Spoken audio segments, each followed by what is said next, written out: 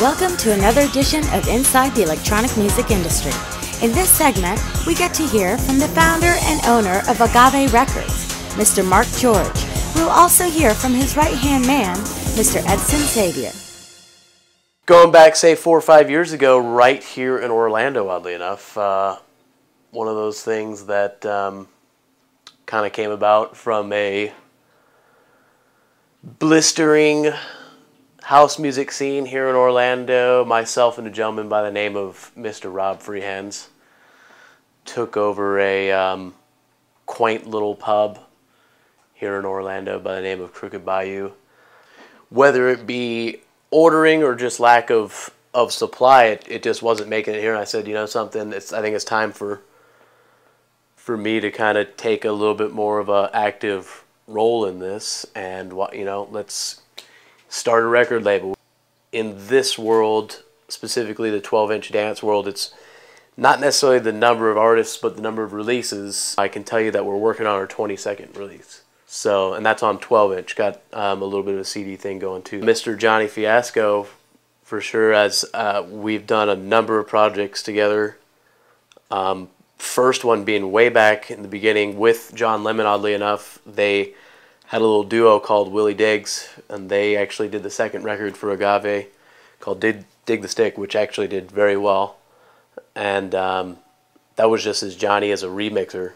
And then I want to say it was South of the Border that came around maybe another year and a half later that really just went off the charts. Just a great kind of salsa style Latin groover that just did real well.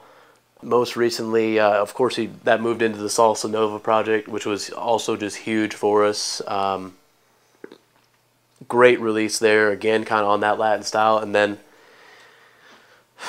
we did the Blinding Light thing just before the new year, and he remixed a couple tracks on that. And now he's getting involved in our Nectar project, which is the CD comp line. He's actually coming up behind Q-Burns for our next mix comp, which is going to be due out after the summer. But him, along with a lot of guys, Joey Youngman's been a huge asset to the label. Him and his aliases, he's done both Joey stuff and the Mario Fabriani, which is his alias.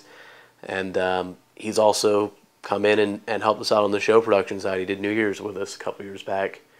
But, there's a lot of guys that really have stepped up and made the label what it is. I mean, without them, we wouldn't really be anywhere.